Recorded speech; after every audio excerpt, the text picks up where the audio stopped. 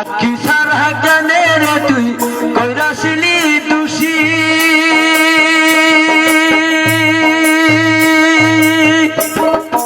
আদালতের কাঠ গড়াতেই দিতে চাইলি ফাঁসি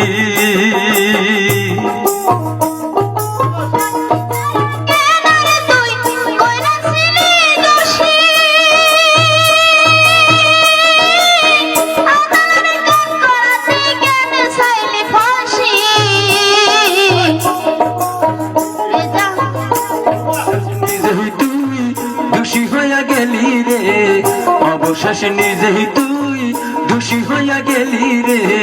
নিঠুরিয়া মোহনপুরের পরাণ বন্ধুরে নিঠুরিয়া মোহনপুরের পরাণ বন্ধুরে বিনা দোষ দোষী করে ছাইরা কেন গেলি রে যাহার দিয়া থানায়